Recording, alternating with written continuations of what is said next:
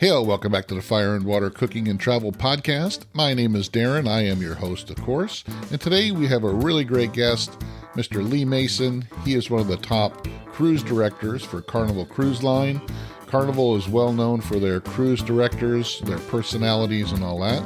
And Lee is their top one on their flagship ship, the Celebration. I'll be right back. We'll have a great conversation with Lee Mason of Carnival Cruise Line. Welcome to the Fire and Water Cooking and Travel Podcast, where we discuss all things food, cooking, and travel related.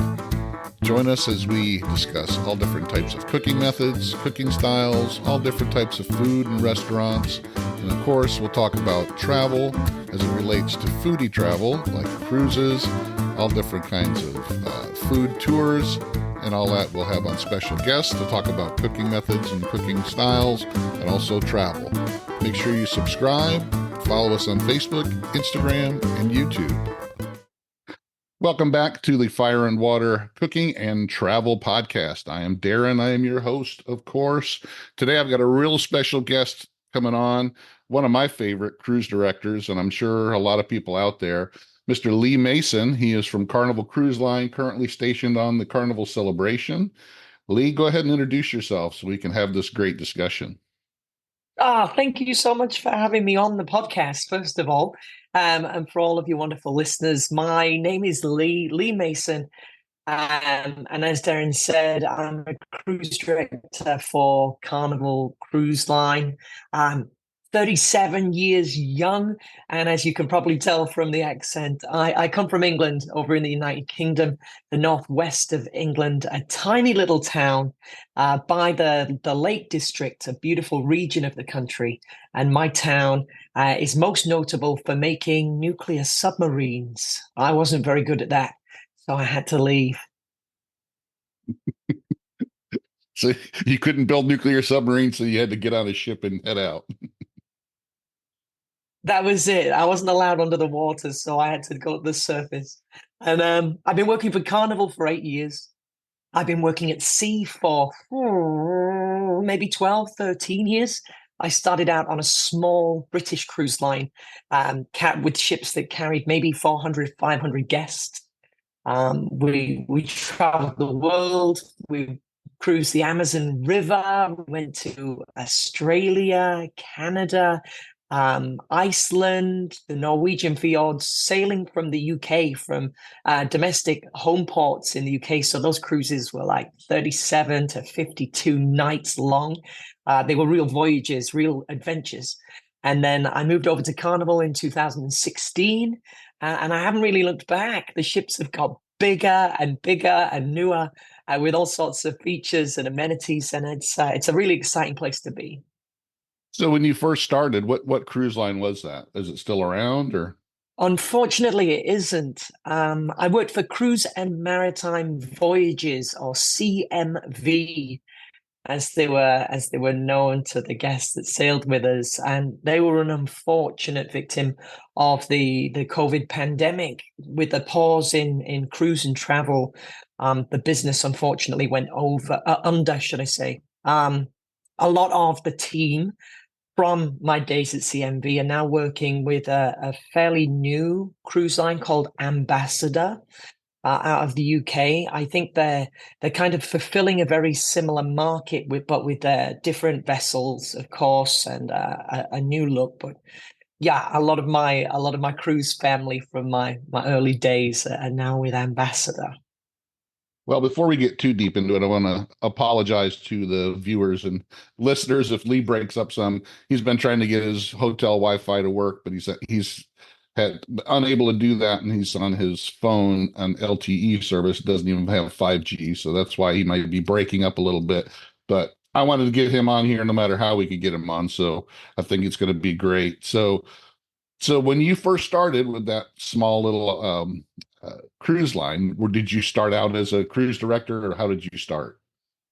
Oh, I wish I could have started as cruise director, but it's very rare. I don't actually know anyone that has joined a cruise company, a vessel, straight as cruise director. So I started out in the shows. I was singing and dancing to an average at best standard, somewhat terrible. Most people would agree.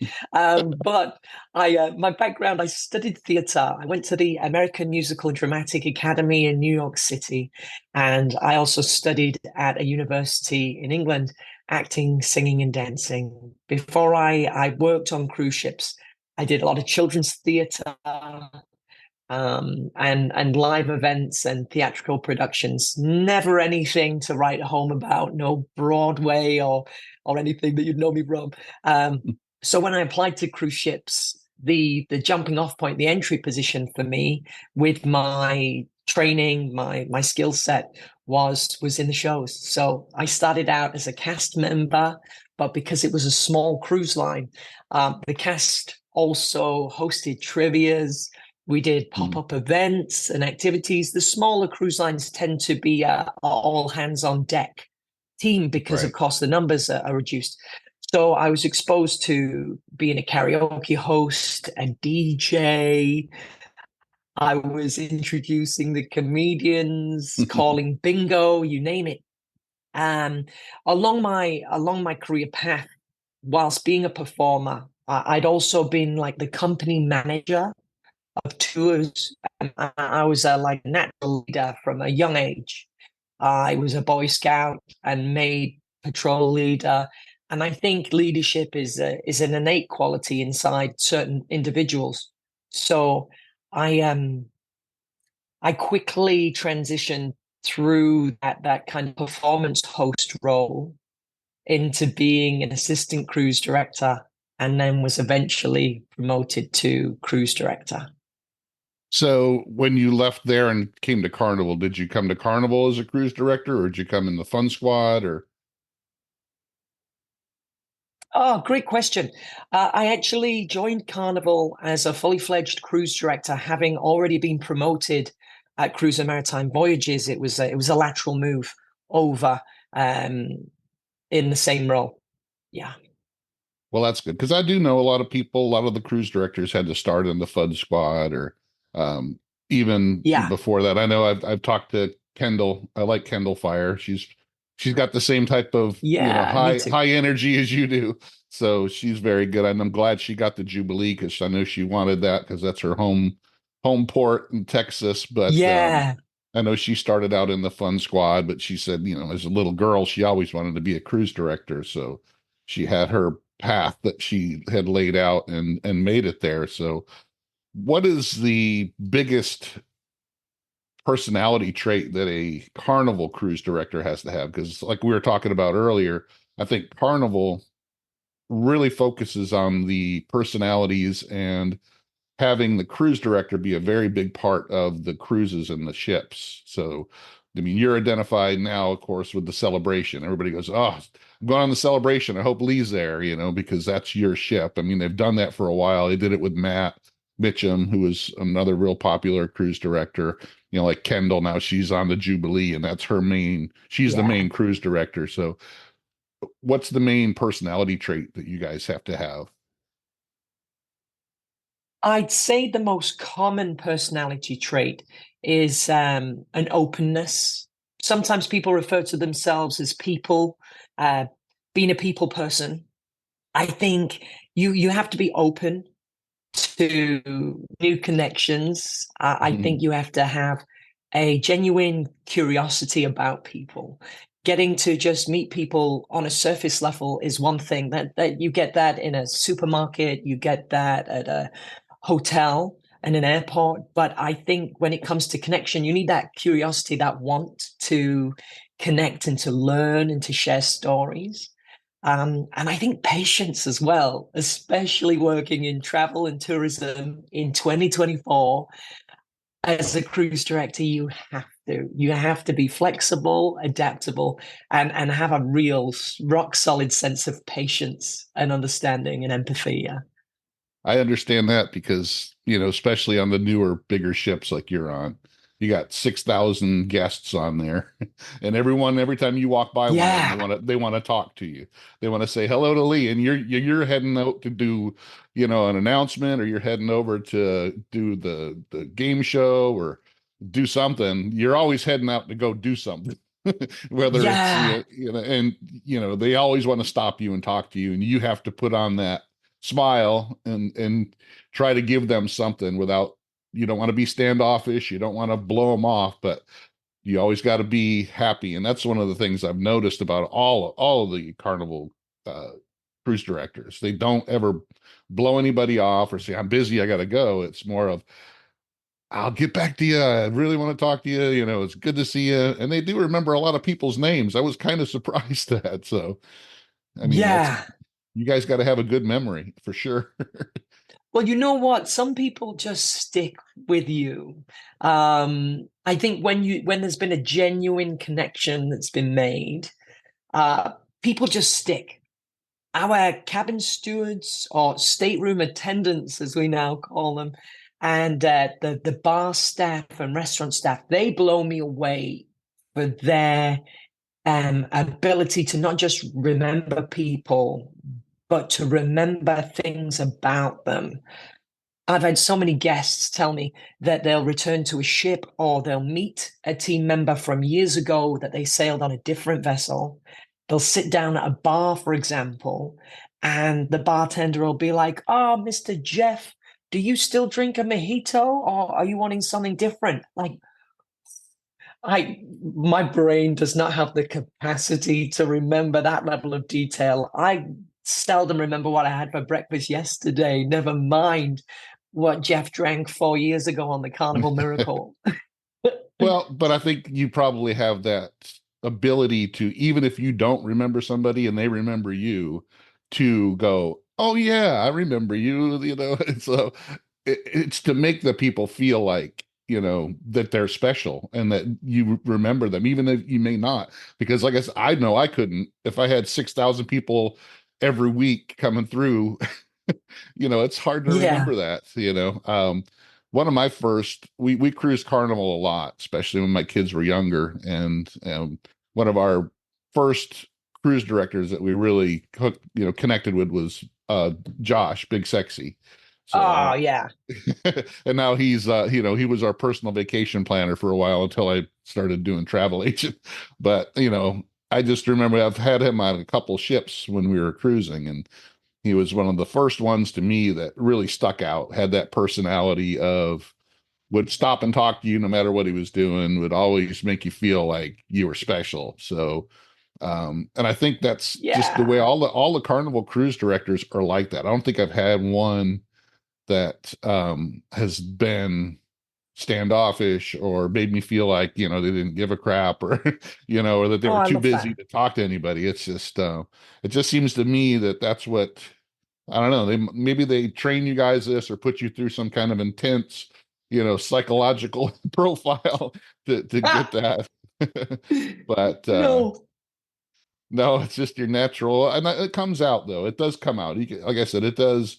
I think that's what really separates Carnival cruise directors from even Princess and Holland America, and either the other lines that are part of Carnival Corporation don't have the same Mhm. cruise director mentality. I think it's a lot to do with the introduction of the entertainment director. I know Princess have adopted a similar model, but for the longest time, the cruise director was responsible for the entire entertainment department, including the clerical and administrative side of running the department. And it was around 2014, 2015, Carnival started their 2.0 entertainment product, which divided what was formerly the cruise director's role into two parts, the cruise director and the entertainment director. So now at Carnival, we have um, the head of the department, which is the entertainment director, running all of the meetings, doing a lot of the paperwork and the admin stuff, freeing up the cruise director to be the face and the ambassador of the guest experience, if you will. And I think that's the one secret ingredient to the mix that is a cruise experience with us at Carnival, that the cruise directors are kind of liberated from that exciting paperwork element, which does give us a little more free time and flexibility to spend that time with the guests and to connect. And lastly, on that, respecting that each guest is the most important person in their own experience. When I started cruising with my mum, when I was a teenager, we cruised with a different cruise line, and I won't say which one. But I was left feeling somewhat hollow after my first cruise experience because my mum and I just drifted the whole experience. And we never really had that connection with anyone, not just the cruise director. We felt like numbers. And we just kind of like, yeah, moved through the motions of the cruise. After that one, my second cruise was on a very small English cruise line, which is now Marella. It was formerly Thompson Cruises, a UK travel agency would do package vacations. And the team on that ship was so embracing of the guests. And the cruise director, in fact, really struck up a connection with me. But beyond that, he treated my mom like an absolute queen. And it made such a difference. My mom and I, we talk about that vacation to this day. And that's the magic, just recognizing, you said, making people feel like they're important. I think respecting that everybody is the most important person in their experience. Okay, maybe if they're a parent, it's their children are the most important person in their little bubble, but their family unit, they're there for their cruise. They're not there for a collective experience. They're not there for the cruise director or the entertainers. They're there for them. And I think as soon as you open your mind to that and respect that and honor the guest journey, that's when you start to really make that magic. Well, and that can overcome a lot of other problems that may come up on a cruise. Maybe they got a Yeah, bad meal, but still, yeah, I still like that Lee Mason guy. Made me feel good. They might have had bad weather. That happens. There's no way around that sometimes. yeah, Maybe they had to miss a port because of, they couldn't tender because of the weather or whatever. yeah, So you got to kick it into gear when something yeah. comes up. I mean, I've seen that happen where, all right, we're missing a port, but the cruise director now puts it into double time. All right, we got to make Yeah. these people happy because they're already mad. So in their mind they're going, ah, crap! I really wanted to go to this port. I wanted to go see this Hmm. place, but so now you got to double up and go. All right, we're going to make these people really enjoy missing the port so they don't give us that bad survey at the end too, Yeah. because it's It's not true. I always mean, easy. no, it's not, but like I said, it can make up a lot. I think a lot of times that extra personal touch from somebody, even if it's just the fun squad people, because it's not always a cruise director, but the cruise director has a big point, and a lot of the people that are under the cruise director will follow the cruise director's lead. So if you've Yeah. got a totally energetic, really fun, uh, friendly cruise director, the fun squad's going to be right behind them, and it's going to make your overall crew just that much better. So 100% setting the tone is so important. And for me, something that people don't always think about is um, personally, I put a big value on being relevant to the community that are cruising with us, and being recognizable, because in the event, and hopefully unlikely event of an emergency, the cruise director is the voice of the emergency response and instruction for the guests. And we have to not only provide information, but also a sense of reassurance and trust. And I think if you've been at that friendly face and personality around the ship, in the event that you have to turn around and say, okay, everybody, this is what I need you to do right now.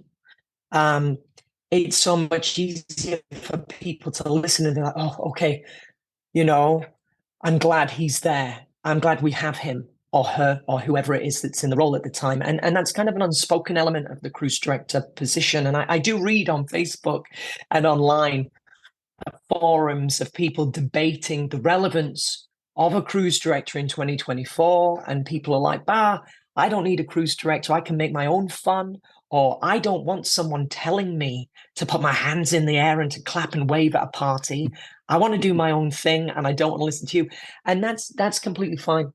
But the true relevance of a cruise director on a cruise ship is being the voice, the face and voice of that collective experience, being able to tell the guests, hey, good morning, we're in port, or good morning, unfortunately, due to high winds, it's going to take us an extra 15 to 20 minutes to get tied up. Please don't come down to the gangway for your own safety. You may be, waiting in the stairwells, and we don't want that. So for your safety and comfort, go grab a coffee, sit, relax on the Lido deck. I'll tell you when we're good to go. I think that's really the valuable aspect of a cruise director that sometimes people overlook on this. Or go to your muster station and complete your muster. That's got to be the worst. That's the worst. I bet. That's a tough one, because That's always a challenge. Especially for us at Carnival, because we introduce so many people to cruising. And it's very easy to overlook that Carnival as a brand, we are quite an introductory cruise line based on not only the value price point that we hold in the market for, what you get for what you pay for, but also Ted Harrison's mission when he started Carnival was to make cruising for everyone. Once upon a time, cruising had that like class structure. Right. You just got to watch the movie with Leonardo DiCaprio. We won't talk about it on a cruising podcast because it doesn't have the best ending. But that class system where the well-to-do, wealthy, posh people had all the comfort and luxury, and then there were the group of people downstairs maybe having a better time down in steerage. Yeah. But Ted looked at cruising and was like, hey, I want to make this experience available for everyone. And that's why Carnival typically started with older ships. We weren't building brand new purpose-built ships at the time, because if you take down the price point of the business, you can make, reduce the overhead to make it affordable. And then doing those shorter cruises as well. The average American gets 2 weeks vacation a year. So at Carnival, we worked out doing 3 or 4 day cruises, let someone take maybe the Friday off work and they could squeeze in that long weekend, or maybe the Friday and the Monday, and they're not burning through what is an incredibly precious allowance of vacation time, free time. And with that comes a lot of, first time cruisers and that introductory element. So when you've got first-time cruisers joining the ship, they don't even know what a muster station is. I have so many people asking me, what's the mustard station, and why do I keep talking about condiments? So it's not easy, but like I said, having that sense of patience and being able just, to take it in your stride and be like, hey, everyone, we're still waiting for you. It's time to go. Yeah. This podcast is sponsored by Fire and Water Travel Services. Let us help plan the foodie vacation of a lifetime for you. Whether it's an ocean or river cruise, tours of Europe, all-inclusive resorts in the Caribbean, anything you need, we can help plan it and customize it for you.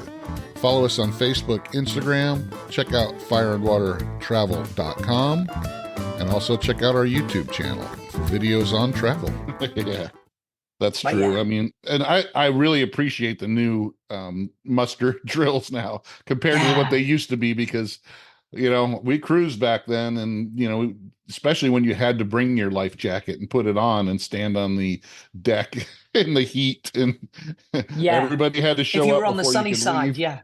Right. So we've gone through those, and we're so glad of the new muster process that most cruise lines have gone to. It's really night and day. And if people understood that, like you said, the new people that have never went through the old one, they would go do it as soon as they got on the ship, just so they don't have to go back through the old way. So you had kind of hit on this a little bit when you said they separated the jobs, where there's an entertainment director now, and then the cruise director has his own, but you still have a lot that you have to do. So walk us through an average day of, and it can be embarkation day, it can be debarkation day, it could be in the middle of the cruise. Which is your worst? And just walk us through worst as far as the busiest for you. What's the one that always gets you running? It's probably embarkation day, correct? That embarkation embarkation morning is typically like a 5:30 a.m. start, and I am not a morning person. So yeah, that's the toughest. That's the toughest day. I mean, I'm always grateful to hold, you know what I mean, my position, and even the hardest days working on a cruise ship are a absolute blessing because we sail off into paradise every single week. But when it comes to a testing work day, I'll talk you through the debarkation morning. So for celebration, it's a 5:30 a.m. start to meet with the fun squad on the floor at 5:45 because the fun squad are not just the face of fun. They're also there for, you know, crowd control and making sure that everyone is heading in the right direction. There's no easy way to wrangle over 6,000 people out of just two doors. And the best laid plans, if people aren't listening, aren't familiar, or they're trying to take, you know, matters into their own hands and sneak out ahead of their time slot, it can sometimes get, you know, a little testing. But we've got to work together. At the end of the day, everyone needs to get off the ship. Most of them don't want to go. But we've got to get you all out because at 11 a.m. we've got a new group of 6,000 plus people joining the ship. So that turnaround day it's an early start. It's a lot of people. It's quite intense, physically and emotionally. The mental capacity of you know, keeping that smile and wave going. While maybe people are stressed, travel days are stressful, and I respect that journey. So once we say goodbye to everyone, we can potentially have new crew members joining the ship. So the rotation of the fun squad, it's not a team. Sometimes people think, they ask me about my team. I wish I could collect a, you know, like a crack team of entertainment specialists to take with me. But the reality is that the fun squad are on their own, like 6 month typically rotation. And we rotate them out at different times so that the ship never hits that lull of a learning curve. So on that day, new team members could be joining the ship. We have to meet them and onboard them. Some of them could be very experienced Fun Squad hosts that have worked with the company before, but it's their first time on that specific class of ship, or they could be brand new entertainment hosts that we're not only just welcoming to the vessel, but also to ship life, to the company, to the role. There's some regulatory trainings that we have to go through before the ship sails. Environmental compliance and, you know, on the job health and safety. Like with any job, you've got to go through health and safety procedures and make sure that all of the boxes have been checked and everyone is fully aware and takes ownership of their own obligation when it comes to health and safety. Then it's, you know, getting them to their cabins and making sure they've got the schedule for the day. Once that's taken care of, lunch or breakfast is important. Typically, I'll be really honest, I know it's not the most healthy lifestyle, but if I've got to wake up for a 5:30, 5:45 start, I'm not having breakfast. And come through, so lunch is lunch and breakfast. And then I'll try and sneak in a nap because rest is so important. If you aren't rested, you aren't patient, you aren't tolerant, and you are definitely on the verge of not being fun. So naps, I've learned, imperative to giving your best and also survival, like long term through a contract. So a quick nap, then get up, freshen So up. what is the time frame of your nap? Because you got to time it right, I'm sure, because you got a lot Yeah, going on with getting the people off and getting the new people on, and then like yeah. you said, getting your new staff on, making sure everybody's on the staff side is set up. So where can you fit that nap in? Is it between 12 and 1? Is it between 1 and 2? Or Have you been watching me? Yeah, it's between no? 12 and 1. It's between 12 1 or 12:30, 1:30. At 1:30, we make the announcement to say that, you know, the cabins are prepared and that guests can go to their staterooms. So I'm trying my best to get my nap in that like 12 till 1, 12:30 till 1:30 window. During that time, one of the hosts, one of the fun squad are making the routine announcement saying, welcome on board, please go to your muster station, check in.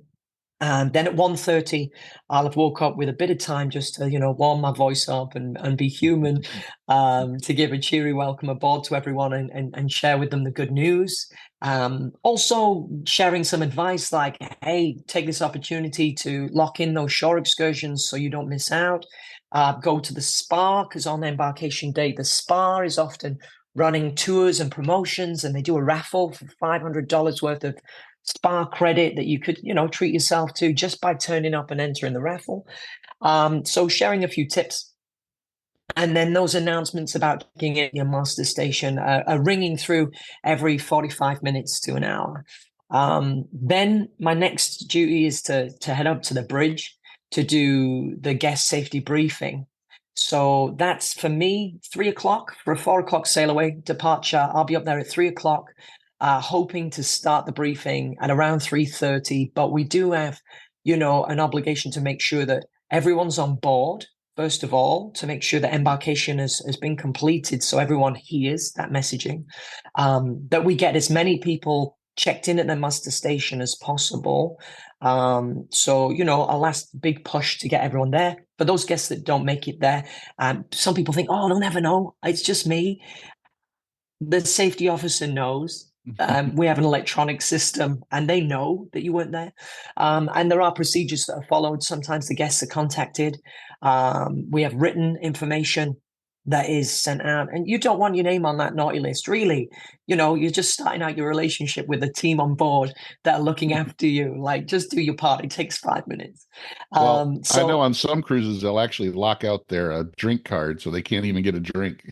Yeah, locking out the drink cards. Or I remember when I worked on the Carnival Breeze, the staff captain made me read out cabin numbers and names of people to be There like, you call them hey, out by the name, yeah. yeah. The guests from cabin, blah, blah, blah. Mr. and Mrs. So-and-so, we're waiting for you at muster station A6. We'll see you there. Which, I mean, that's quite quite an intense way of getting people there. But ultimately, it's about safety. I know that's not like the pinnacle of fun, but it's about preparing for what we hope we'll never have to do. But you need to know where you're going. You need to know about checking in, so that we never have to do it, is my personal stance on that. So then, yeah, I'm up on the bridge. I do the guest safety briefing, which is scripted and standardized across the corporation with vessel-specific alterations along the way. Straight off the back of that, it's the sail away party, rush into the Lido deck, starting the fun with those classic party dances that everyone knows because they've been doing them for 4 million years. But it's tradition. And I tell people that say, oh, I wish we could do maybe a different line dance. Familiarity and comfort is so important. And in my 8 years at Carnival, I found that the most effective sail away party is through familiarity, breaking down that learning curve, or the need for teaching routines, and just being able to dive into stuff that people know lets everybody access it. And that's what's important for the recipe for a successful party there. Also, not taking it too long. There's people, party animals, that are like, we need an hour, we need an hour and a half. I think the sweet spot is like 35 to 45 minutes. Everyone gets in, you can go, hard and fast at it. And then you don't exhaust people because it's the first day. Yeah. Like, travel days are exhausting anyway. We've got the pro DJ there to keep the party atmosphere going if you want to keep going. But I think as far as like the group fun goes, I think that 35 to 45 minute window is just perfect. After the sail away, I try to stick around for anyone, because we do have frequent cruisers that are like friends that are wanting to come and say, hi, I'm on board. It's great to see you again. Grab a couple of selfies. I am a hideous sweater, and they are the most selfless moments I can share with someone with a camera after a sail away party, because I look like I've just come in from the rain, despite it being gorgeous sunshine 90% of the time. But I'll pop a few selfies up there, say hi, give a few hugs to anyone who's brave enough to come close, and then I'll run down to my cabin, have a quick freshen up and a shower, and then we typically have a managers meeting where the entertainment director calls the cruise director, music manager, youth director, the technical manager, the sports manager, and the cast manager, and the content manager in together to discuss the cruise that we've just had, the cruise in hand, and any important company business that's coming through. If there's anybody signing on, signing off, if we're expecting adverse weather, if there's any large groups or functions that are on board, we'll discuss any challenges there. And for me personally, I've found in recent years that community of leaders and managers on board, if you're having like a tough time, it's a great time to just put your cards on the table with the other leaders and turn around and say, I'm a little worn thin this week, or my team are struggling with morale because it's been the last cruise was hard and they're tired. So if you see the team around, if you can give them a little pep up and, give them a shout, I'm sure they'd appreciate it. And we pull together as a family, as a unit, and that support network in those moments is next level. And knowing that you're not alone and you're not just that one island of a manager is so important there. So then after that meeting, it's a chance to connect with any team members that I need to touch base with for their personal training and development, and make a plan for the week, to get some dinner, to get dressed for the evening. I make an evening rundown announcement of saying, friends, you'll be pleased to know this is my last announcement of the day after the 4,000 embarkation day announcements that everyone's heard. Let me tell you what's happening around the ship tonight. Let me invite you to the show. Enjoy your dinner, whatever you do. Have a great time. Then we've got the Welcome Aboard show, which on the XL class ships is called Activate the Fun, which is a huge music concert in center stage. On the other vessels around the fleet, it's that traditional Welcome Aboard show that has a feature from the playlist performers singing and dancing. There's a chance to meet the cruise director, to kind of feel their kind of vibe, if you will. There's prizes that are given out. There's an opportunity to just, get together with your fellow cruisers and to choose fun. As cheesy as it sounds, it's the company's tagline, but to kind of have that moment to sit there and be like, okay, let's do it. Let's dive in. We're all in on this experience because we're going to make the most of it. If there's any seasonal events, like I know coming up in September, we've got Grandparents' Day, we've got National Teddy Bear Day, Patriot Day. What else is out there? We've got Hispanic Heritage Month that runs September through to October. So we sometimes have seasonal events that are special just for your cruise. And then looking ahead to October, we've got our Frightfully Fun, Thanksgiving. This period that we're about to go into is such an exciting time for celebrations. So I'd say get to your Welcome Aboard show or that experience, because the cruise director might just let you know that there's something happening on board that you hadn't anticipated or didn't know about. I'll be honest, National Teddy Bear Day wasn't a huge feature of my calendar until I was a cruise director, but it's cute.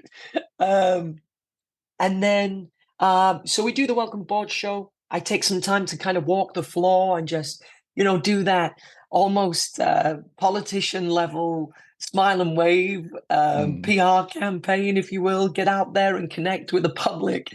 And then if I'm honest with you, after a 5:30 start, I'm trying to get to bed by like 11:30. Right. And I know the nightclub's open. I know we've got late night comedy, but a big lesson I learned is that you can't be everywhere. You can't be everything to everyone.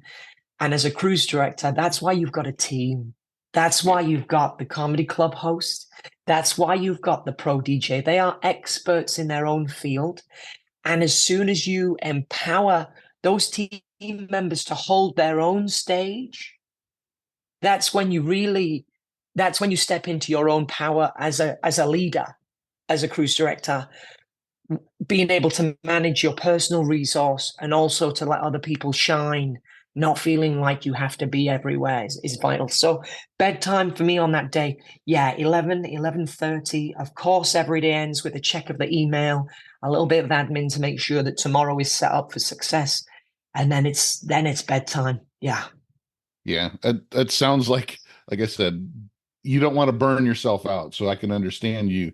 You don't want to be up till 2 o'clock in the morning after being up at 5 in the morning and all the running around and Not at all. your brain's moving a mile a minute. But you kind of want to go back to where you started on the welcome aboard show and stuff. I think that and the sail away party to my family was always, all right, we're on vacation. And that's what Carnival's always presented it. You're on vacation now. As of right now, we're waving goodbye Yeah. to your job, all your troubles that you had on land. And really, I think that's one of the things Carnival's always had right. It's that people get excited, even if it's only 30 minutes. Those few little dances that we do every single time, you know, it's known. It's like, it's like I guess that, when you have the Christmas carols, you hear Christmas carols, Christmas is coming, right? So it's those Absolutely. you start doing those funky little dances on the Lido deck, the rest of the week you're having fun. So Yeah. it definitely sounds like, debarkation, embarkation day is the worst. And I kind of look at it, I don't know if you tell me how many of the shorter cruises have you done, the 3 or 4 day cruises, because that turnaround is a lot faster. And I'm sure A lot it's, faster. yeah, and it's, you don't have, I know you get a lot more partiers on those shorter cruises. A lot more people that are maxing out the drink package, and that's what they're doing because, like you said, I only got 3 or 4 days. I want to make sure I get my money's worth. I'm going to have as much fun as I can. I'm going to those 15 drinks a day that they're going to give me, I'm going to max them out. And so it's got to be even more stressful for you guys and the shorter turnaround time. How many of those have you done? Yeah. And do you prefer doing the longer cruises because of that, or? I'll be honest with you. Yeah, I think my skill set lends itself more to the longer cruises just because of the way I started. Like I said, my initial cruise line, I was doing 32, 57 like night voyages. So it's definitely like a long game for me. I started out with Carnival doing the 4 5 day split. I've never actually done the 3 4. But a lot of my friends, I mean, the network of cruise directors at Carnival, we support each other. We are like a family. And what I've found over the years is that those shorter cruises, should I say, the team try to pack in as much of the 7 day program as they can into 3 days or 4 days. So it is that's a real sort of Energizer Bunny program that the team run through. And whereas on a 7 day program, I'll do one welcome aboard show, I'll do, the one love and marriage night, the one family feud night, if you will. The team that are doing the 3 day, 4 day itineraries are doing 2 welcome aboard shows in a 7 day period, 2 sail-away parties in a 7 day period, and 2 embarkation debarkations in that 7 day period. I think that's contributed to the recent adjustment in cruise director contract length. We used to do around 6 months on board, 6 to 8 occasionally, but now the team are doing 4 months on and 2 months off. And I think that's been a very welcome restructuring of our rotations on board for people's stamina and longevity. Also, a lot of our newer cruise directors find themselves starting in the 3 day, 4 day, or the 4 day, 5 day itineraries. And it's not because those ships are like a training wheel ship or that they don't deserve an experienced cruise director. It's not that at all. But from a practical developmental standpoint, you get to do those things twice a week. Right. And repetition Yeah. is the secret to success, right? Whether you're working out in the gym, whether you're baking cupcakes and muffins, the more you do something, the more you refine your technique, your method, your understanding, and you develop a sense of finesse. So a lot of our emerging cruise directors, a lot of our newer cruise directors start out on those shorter cruises, not for any other reason than they get to put the reps in. I Yeah. started out on the Carnival Valor doing 4-day, 5-day out of Port Canaveral. Then we repositioned to Galveston, Texas. And then after 3 months, I was sent off to Australia, banished. No, it's a treat. It's an honor to be able to be sent out to the Australian market or to go up to Alaska. And I was in Australia. And the beautiful thing about the Australian market is they do short cruises and long cruises. You could do a 4-day cruise into an 11-day cruise, into a 7-day cruise, into a 6-day. And that variation, that was almost a trial by fire, if you will, because it really stretches you and forces a sense of versatility. If you only have guests for 3 or 4 days, you have to make an impression. You have to be there. Whereas if you've got 7 days, that intensity, you've got to dial it back because you can oversaturate. You can be over-present and borderline annoying. So it's tailoring your presence and your approach to the cruise length. Some of our cruise directors love the buzz of the shorter cruises. They love the atmosphere. They love that energy.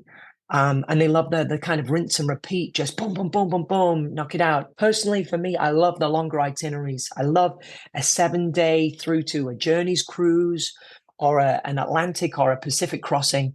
Because I say to the guests, I say, you're here for more than 7 days, so you're not guests anymore, you're residents, you've moved in.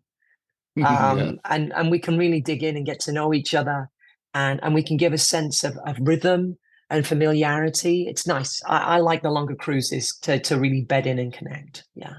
Hey, it's Darren. I want to make sure you check out Fire and Water Cooking Edible Creations, Seasonings, and Sauces. The black garlic we use is the highest quality domestic black garlic you can find, from the black garlic and herb compound butter to the blueberry and black garlic to our all-purpose black garlic and our black garlic and coffee seasoning. All are amazing, made with the highest quality ingredients. You can find them on Amazon, Walmart.com, and on fireandwatercooking.com. Check them out, guys. I personally like the longer cruises myself. We started out, of course, when the kids were younger, doing the shorter ones just to make sure the kids could like it and get used to it and all that. But I really don't like doing the shorter cruise now because I feel like I don't want to have to get off, so the longer I can stay on, the better. I haven't done any 2 weeks or anything longer. I think the longest I've done was a 10-day on a Princess, but I've done the 8-day. We did the 8-day on the Celebration to the ABCs, which you were our cruise director. ABCs. I love the ABCs. My favorite. But, me too. Yeah, but I am, I'll go back to doing a couple of the shorter ones just to experience different ships now myself, so I can blog about them and do some videos. But I really don't like doing a shorter cruise because you get on, you're getting ready to go, and then 2 or 3 days later, you're just getting the lay of the ship and getting used to everything, and then you got to get off.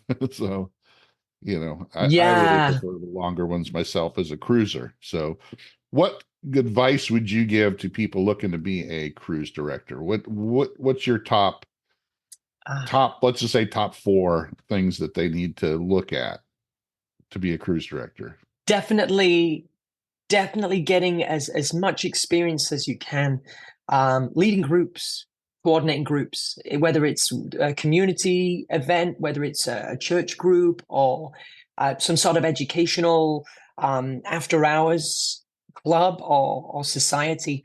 Being able to coordinate a group of people, to address a group of people, I think is vital. If you're wanting to be a cruise director for Carnival, I would most definitely say dance class.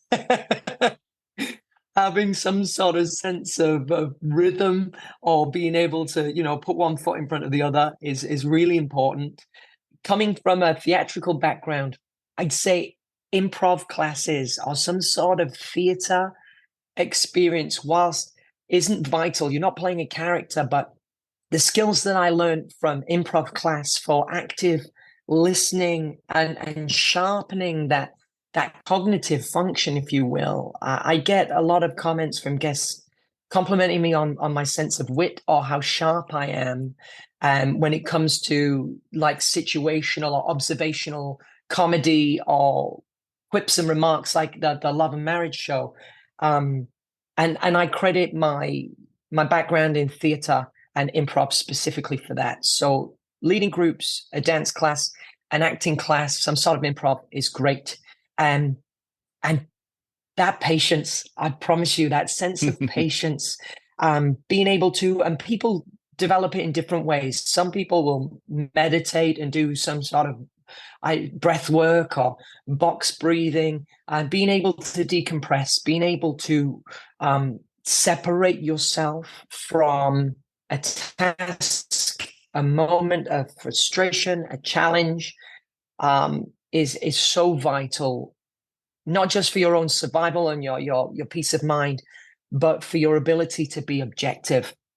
If you can step out and put it down and look at something from the outside, it's really going to help you. It's really going to help you rise to the top.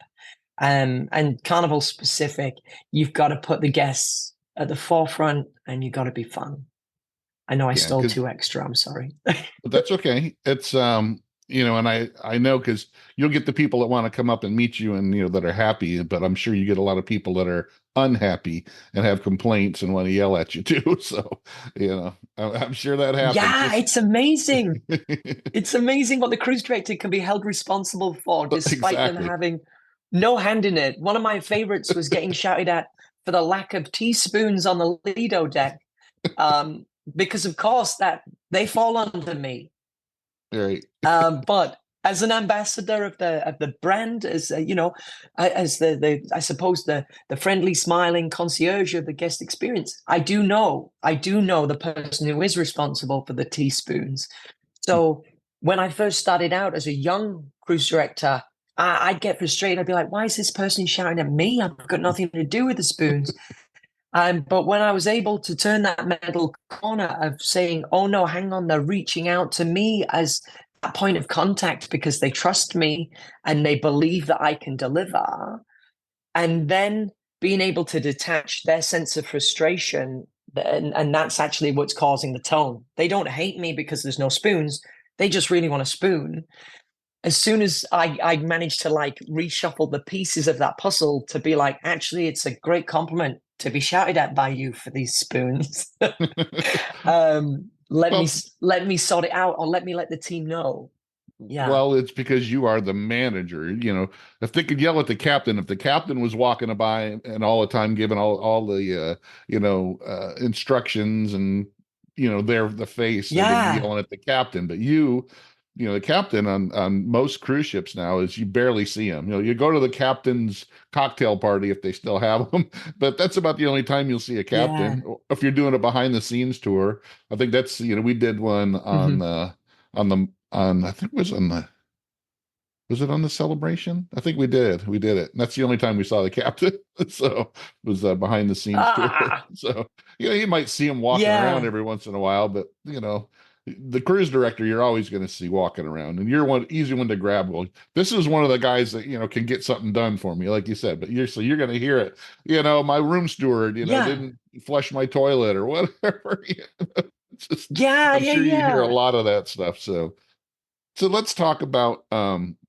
I know you've been doing this a while, so even in your old company, do you have any really favorite memories that come to the top, and then worst memories? Like, what's the worst memory you have of something that happened that was really bad?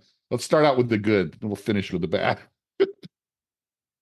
I'll do the good, because I don't really have any horror stories, and that's not me being evasive, but I'm quite fortunate at the minute. My favorite story, and I know it's going to sound a little soppy, and I'll share it shamelessly. was when my mum came to cruise with me for the very first time and saw me as cruise director. And I finished that welcome aboard show. She was in the third row, right down on the stage level. It was the Carnival Spirit out in Australia. And I finished the show and ran off the stage on her side and ran down the aisle. And she just grabbed me by the arm and looked at me with like proud little glazed eyes. And she said, "You found your calling." And for me, that I'm never going to forget that moment, because I was quite nervous. My mum spent a lot of money to put me through my theatrical training. And I think anybody that goes through a program that I did, the expectation would be that maybe this person is going to end up on Broadway or TV or in movies doing something really high profile. And when my career path led me to being a cruise director, I was a little nervous that my mum just might feel a little let down that all of that investment, because it's not cheap, had been somewhat wasted. But she was so proud, so proud. And that really, that's a forever memory, a core memory of being on ships. Others, more recently, Christine Duffy commented on my Facebook page, and I all but did a backflip, because that's the first time that's happened, and that got screenshot. I'm keeping that forever. My recent honors and awards, receiving the news that I was going to be the inaugural flagship cruise director of the Carnival celebration, and sailing that ship out of Southampton, the first sailing with guests. I walked out on the stage. I know a lot of our conversation seems to have been stuck on the welcome aboard show, this chat, but genuinely, I walked out on the stage for the very first time to welcome our first handful of guests on that ship. And I looked out at the crowd with my heart absolutely racing. And I just said, "Tonight, you're seeing dreams come true." I have dreamt of the day that I got to be the very first cruise director of a brand new ship. And tonight I get to do it. And more so, you are the first guests that get to sail on this ship. You're the first people to sleep in your beds and flush your toilets. And we share this. And that magic, no one can take that away from you, that you share in that moment. So that was super special. There's countless guest interactions that I could recount. When it comes to my most challenging moments on a ship, I don't pretend to struggle to recount any. I think my hardest was dealing with one of our crew, unfortunately, experienced a devastating heart attack, and we're a tight community of crew members on board. But yeah, I was on the Legend. We were sailing out of Alaska, and I got a call. I was called to the bridge because we had to tell the guests that we were turning around, because it wasn't apparent that unfortunately the gentleman had passed. And I ran to the bridge, made the announcement to inform the guests that while we were sailing away, they would notice a change in the ship's direction. And it was because one of the crew members was in need of urgent medical care ashore. And shortly after I took my finger off the button of the PA system, the message came through from the medical team that unfortunately he'd passed. And the need for that medical care ashore wasn't as urgent anymore. So the captain then, and to make these decisions, to be that person that's ultimately got to make these calls, he turned around and said, "Well, in that case, then we turn the ship. When we continue on our course, we're going to keep going." And I was still relatively new to Carnival at that time. It was my second contract. So I called the hotel director and I asked him, I said, "Sir, Captain said that we're actually not turning around, and I think the guests are going to be confused with the lack of information if I don't tell the guests that we're not going back." do you approve of me making the announcement to say that, I don't want to announce to the ship that someone's passed, because everyone's here for a great time and that news is going to go shipwide. But maybe I can make the announcement to just say that it's been deemed no longer necessary to return to port, and we're going to continue. I thought that was the most respectful way of wording it. And he said, "You know what, Lee? I think that's a good call. Make the announcement." So I addressed the ship and said, "Carnival Legend family, please disregard the information I shared with you. We are going to continue on our course. It's been deemed no longer necessary to seek that urgent medical care ashore." And I thought I'd said enough without saying it. But the better nature of people, I underestimated. And we had a lot of nurses. We had a lot of pastors and religious figures rushing to guest services with nothing but good intention, offering support if they could share it. And we were quite honestly inundated at guest services, and the hotel director said to me, "Lee, the team are swamped with these good-natured people. I think you're going to have to explain why we haven't returned to port." And it's the only time in my career that I've had to make a ship-wide announcement to tell everybody that unfortunately we'd lost a crew member. And the sense of compassion from the guests and the community on board was incredible, because then the guests, rather than offering assistance, came forward and they were like, "We want to do a fundraiser for the crew member's family. Can we make a book, a memory book that we can all write a sentiment and, thank him for his service to the ship and offer our condolences to his family." It was really emotional. It was really tough. And I think that is the hardest thing I've had to deal with on board. Well, I'm sorry I had to make you relive that memory. I'm sure it wasn't something. That's okay. It's always, and I've been on, I think when we were on Celebration, we had a couple times where we had cruisers had medical issues that you had to have them taken off the ship. I think we didn't have to stop or turn around. I think we got closer to one of the islands where they were able to get them off and stuff. But I'm sure that happens a lot, where you have people that have medical issues on the ship. It does. It has to affect the cruises. So, and you got to try to handle it in the best way you can. It happens. I mean, it's real life. It's real life. People sometimes they step into a mentality that we're going to Neverland or Narnia or somewhere where everything is just sunshine and rainbows. But people get sick, people have accidents. The unexpected sometimes does happen. Recently on the Jubilee, I don't know if you saw, there was a lady that gave birth. Oh no, I didn't see that. So it's not just Yeah, it's not just bad things. It's good things. I didn't think they would let somebody on at 9 months. It's good things as well. They don't.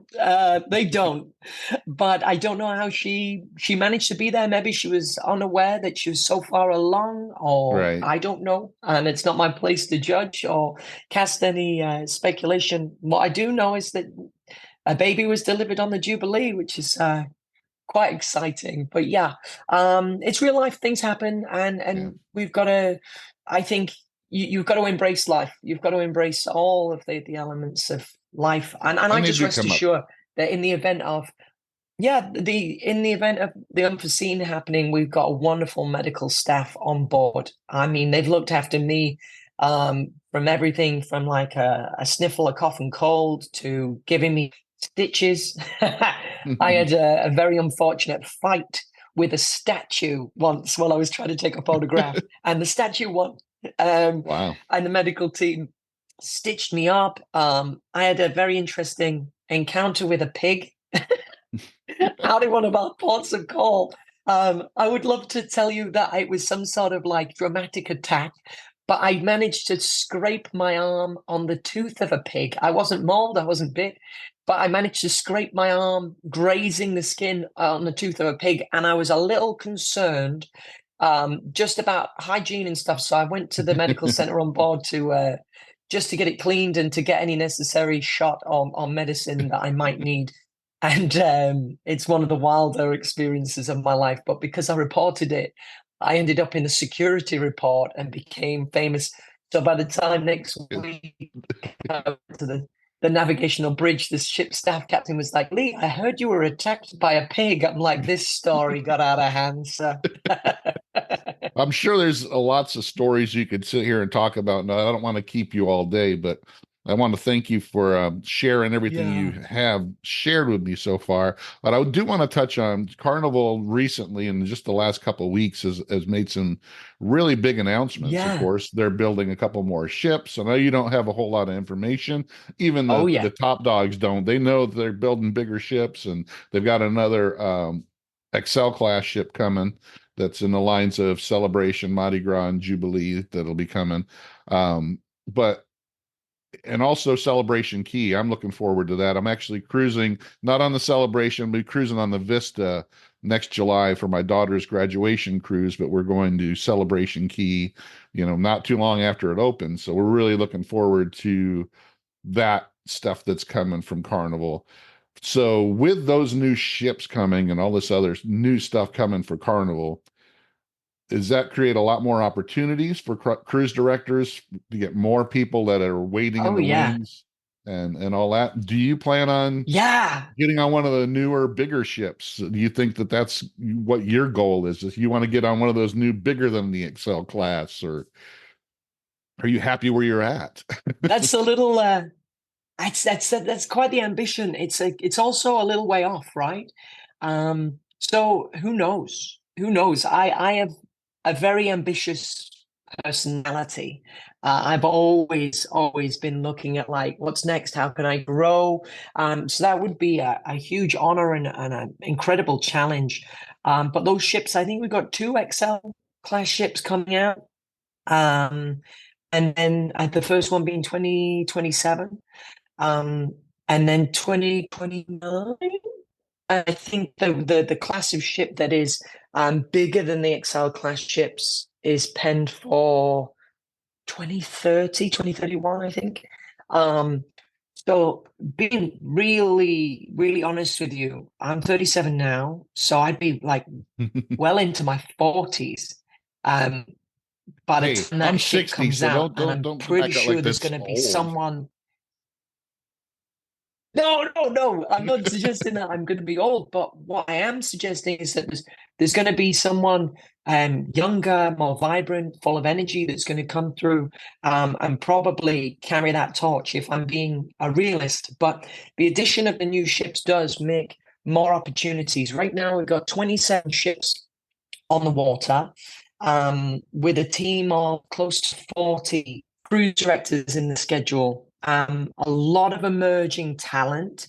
But as with any job, I mean, I had this conversation with one of our guests on Facebook the other day that guests do notice that people move on, right? People move on. Chris Williams was one of our wonderful former cruise directors and notable fleet cruise director, decided to step away and to prioritize his family. And there was a person on Facebook being like, I wonder why there's so many directors that have left recently.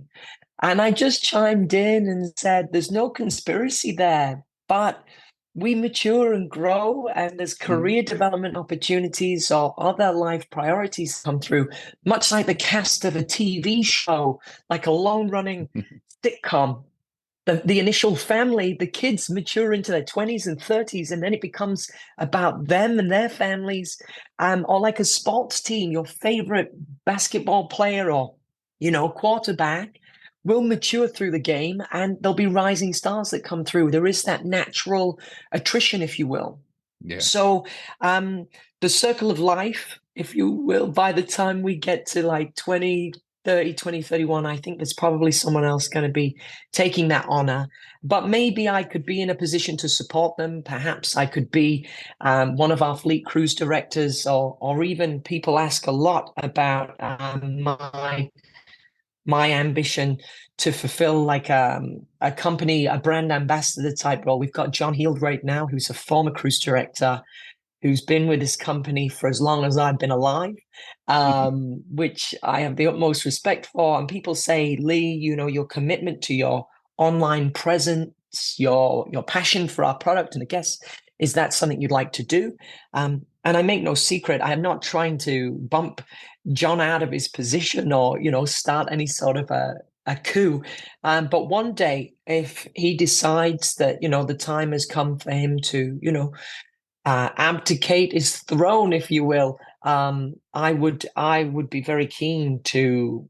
I don't think you could replace him, but I'd love to work in a somewhat parallel position or adjacent role, Right. to fulfill a similar purpose. And hey, maybe by 2030, 2031, that Well, dream might be a reality. he's not going to want to do it forever. One of the ones though I thought maybe left a little too soon was Matt, because I think he went out on top. So He did. I was kind of shocked that he went out. There was nobody said, "Oh, what happened to Matt? Did he do something wrong?" It was more of he just said, "Hey, I'm It was burnt that out. pandemic.